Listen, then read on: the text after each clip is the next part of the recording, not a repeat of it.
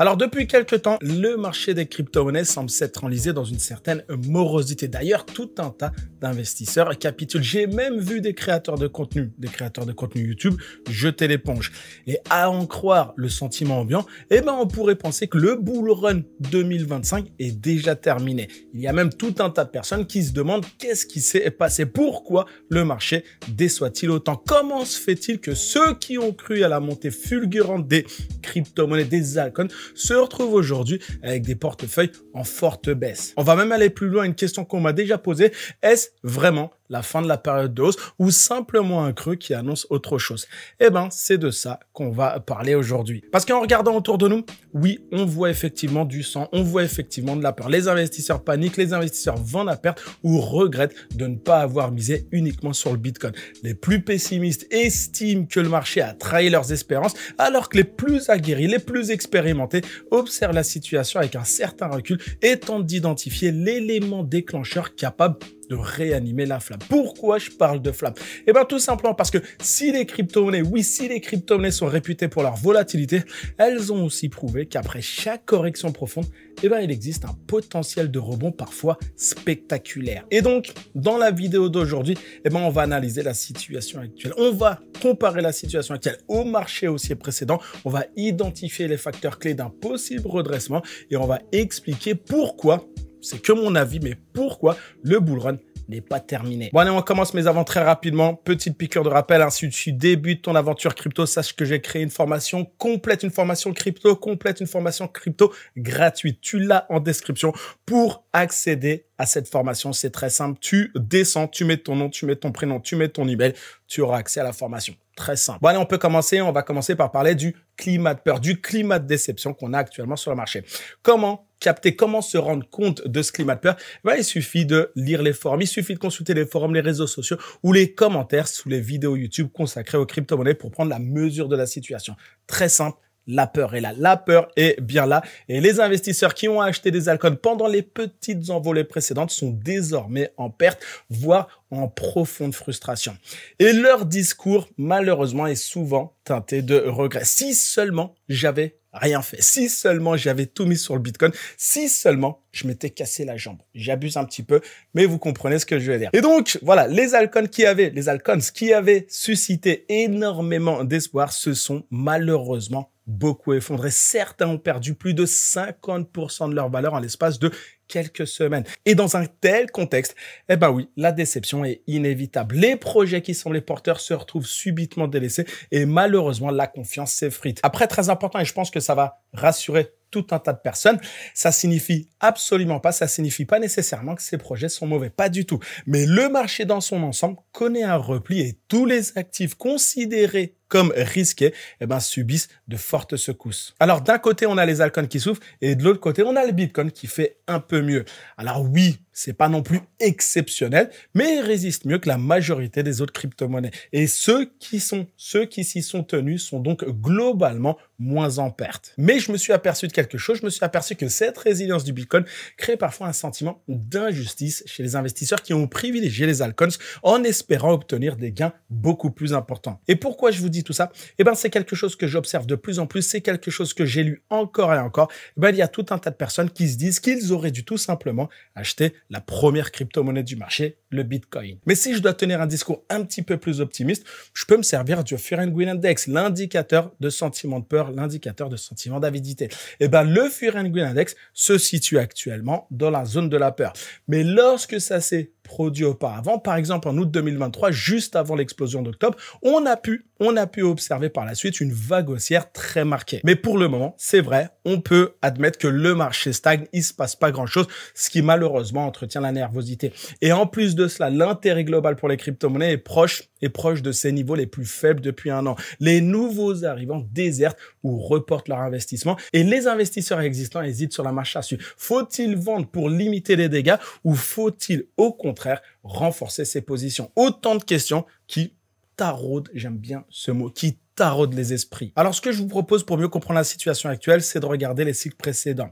Alors, pour rappel, vraiment une petite piqûre de rappel, le marché des crypto-monnaies sont marqués par des phases haussières. On parlera de bull run. Elles sont également marquées par des phases baissières. On parlera de bear market. Et ces phases relativement régulières, elles sont souvent en lien avec le halving du Bitcoin. On en a beaucoup parlé sur la chaîne. Le halving du Bitcoin, c'est quoi? C'est la réduction de moitié des récompenses des mineurs de Bitcoin. Bon, ça, c'est la petite piqûre de rappel. Alors, historiquement, chaque halving a été suivi, après quelques mois, d'une hausse marquée du prix du Bitcoin. Mais entre ces périodes d'euphorie, eh ben, il y a des corrections. Il y a des corrections sévères et des phases de stagnation qui ont généralement lieu. Regardez, si on regarde le passé, on peut commencer par 2013, le premier véritable bull run qui a surpris tout un tas de monde avec un Bitcoin qui a explosé. Qu'est-ce qu'on a eu après l'euphorie? Eh ben, on a eu une énorme correction, une très grosse correction. Bull run suivant, 2017. Qu'est-ce qu'on a eu? Eh ben, le bull run s'est accompagné d'une explosion de l'intérêt médiatique pour le Bitcoin. Le public a massivement découvert les crypto-monnaies. Il y a eu l'explosion des ICO. Et une fois que le marché a plafonné, eh ben, on a eu une méchante correction qui a eu lieu en 2018. Bull run suivant, 2021. Qu'est-ce qu'on a eu? Eh ben, l'année a été marquée par une adoption institutionnelle. Souvenez-vous, Tesla, par exemple, avait acheté du Bitcoin. Et en 2021, on a eu un marché globalement euphorique. Et qu'est-ce qui s'est passé après? Eh ben, encore une fois, on a eu une correction plutôt sévère, ce qui a fait douter tout un tas d'investisseurs, même les plus optimistes. Et donc, pourquoi je dis tout ça? Eh ben, tout simplement pour qu'on comprenne que dans chaque cycle, après chaque grosse correction, eh ben, il y a une sorte de redressement. Sur un graphique, comment ça se traduit? Eh ben, ça se traduit généralement par une phase dite d'accumulation, pendant laquelle les investisseurs à long terme renforcent leur position. Et à côté de ça, on a quoi? On a les plus impatients. Eux, qu'est-ce qu'ils font? Eh ben, ils vendent souvent pendant ces phases de désillusion. Pourtant, et c'est ce qui est triste, mais pourtant, l'histoire montre que c'est précisément dans ces périodes de découragement que se préparent les plus beaux rebonds. Regardez, pour mieux comprendre la situation, qu'est-ce qu'on va faire? On va superposer les courbes des précédents cycles à celui qu'on vit actuellement. Et quand on regarde ce qu'on a à l'écran, eh ben, on constate plusieurs similitudes. Alors déjà, qu'est-ce qu'on a? On a une première montée. Après la première montée, qu'est-ce qu'on a? On a une correction et après, on a une progression plus modérée. Par contre, il manque un petit truc, c'est vrai, il manque un petit élément pour coller parfaitement à ce qui s'est passé dans le passé. Choix des mots très simple. Qu'est-ce qui manque? Eh ben, il manque ce dernier élan haussier que nous avons pu voir en fin de cycle lors des bull runs 2013, 2017 et 2021. Alors, concernant ce petit truc, ben, il y a certaines personnes qui avancent que ce pic final ne viendra pas, alors qu'il y en a d'autres qui estiment que l'évolution pourrait être plus lente et plus progressive, ce qui reflète d'une certaine façon la maturation du marché. Et donc, aujourd'hui, la question reste ouverte. Et d'ailleurs, je vous pose cette question. Est-ce qu'on est en train de vivre une période de latence avant ce fameux sursaut ou est-ce que le marché, malheureusement, le marché a déjà tourné la page? Dites-moi ce que vous en pensez. Je suis curieux d'avoir votre retour. Je dirai tous vos commentaires. Mais en tout cas, les réponses varient selon les analystes et personne ne peut prédire avec certitude le moment précis d'une prochaine explosion. Mais je veux voir le verre à moitié plein. L'expérience des cycles passés nous enseigne que la volatilité des crypto-monnaies s'accompagne souvent de surprises, parfois très violentes, à la hausse comme à la baisse. À la baisse, le verre serait à moitié vide. Je poursuis. Bon, en tout cas, on a fait le choix d'investir en crypto-monnaie et pour qu'un marché comme celui des crypto-monnaies reparte à l'hausse, il nous faut, et j'en ai beaucoup parlé sur la chaîne, il nous faut un catalyseur. Et donc, l'idée, c'est quoi? Ben, l'idée, c'est qu'à un moment donné, un événement ou une annonce ou un changement de politique incite les investisseurs à racheter massivement. Et petit à petit, l'appétit pour le risque revient et se diffuse dans le marché, entraînant une nouvelle vague de spéculation et une nouvelle vague d'investissement.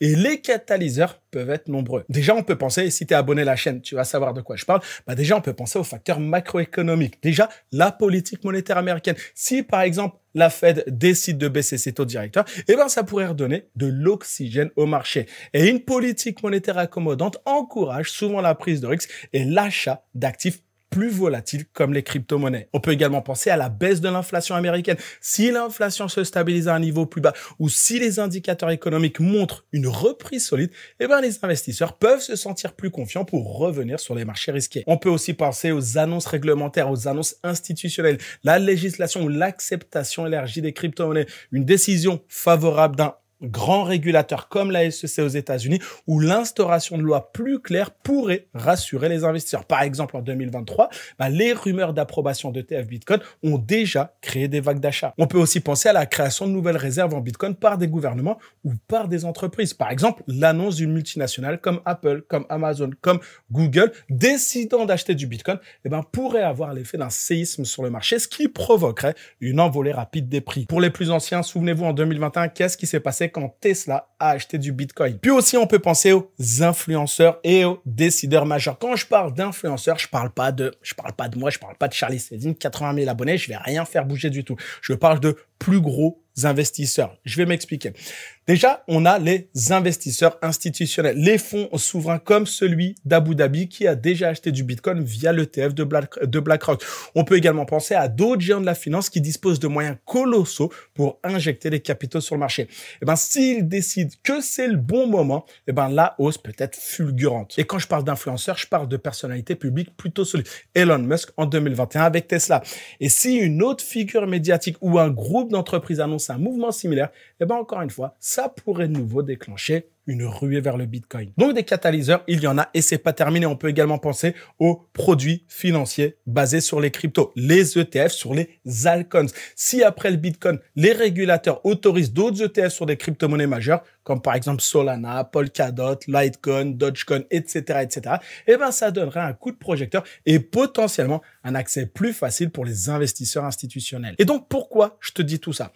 Tout simplement pour que tu prennes conscience qu'un bull run peut repartir à n'importe quel moment sous l'effet d'une conjonction de facteurs. Mais par contre, il faut aussi avoir en tête que tant que l'un de ces catalyseurs ne se manifeste pas, malheureusement, on risque de voir le marché osciller entre stagnation et légère baisse. Mais c'est précisément dans ces creux d'activité que s'opère parfois l'accumulation la plus stratégique. Tu sais très bien que j'accumule du Bitcoin tous les jours, j'achète du Bitcoin. Tout simplement parce que je sais très bien qu'on achète du Bitcoin dans ce genre de phase et pas après. Maintenant, je vais vous dire pourquoi je pense à titre personnel, pourquoi ce bull run, il est peut-être pas terminé. Je sais que vous êtes nombreux à penser que c'est terminé. Il y a cette morosité actuelle qui fait qu'on a peu d'espoir. Mais l'expérience montre qu'un marché haussier ne se termine pas dans l'indifférence la plus totale quand tout le monde a déjà capitulé. Bien au contraire, la fin d'un bull run se produit souvent au moment où la confiance est à son comble, où plus personne n'imagine un retournement. Alors actuellement, la peur est omniprésente, tout le monde claque des dents. Mais dans un tel climat, il suffit parfois d'une étincelle pour allumer l'enthousiasme.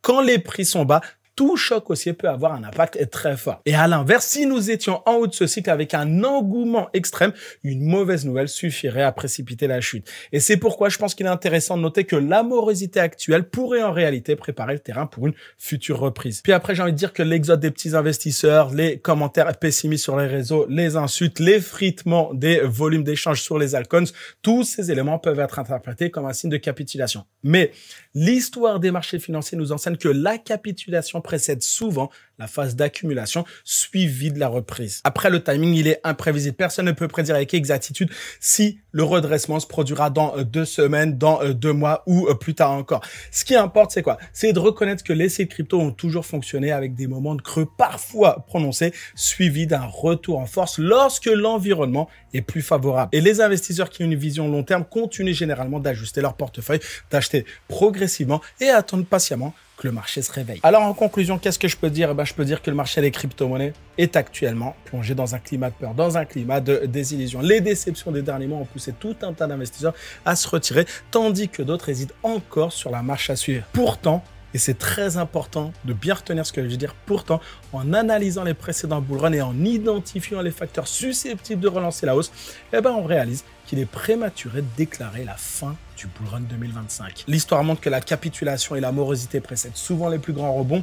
Bien sûr, il est impossible de savoir précisément quand se produira la prochaine impulsion, mais ceux qui se fixent une stratégie claire, ceux qui surveillent les développements majeurs, réglementation, décisions monétaires, adoption institutionnelle, et ceux qui diversifient judicieusement leur investissement sont généralement les mieux préparés pour profiter de la reprise lorsqu'elle arrivera. Prenez soin de vous et à bientôt.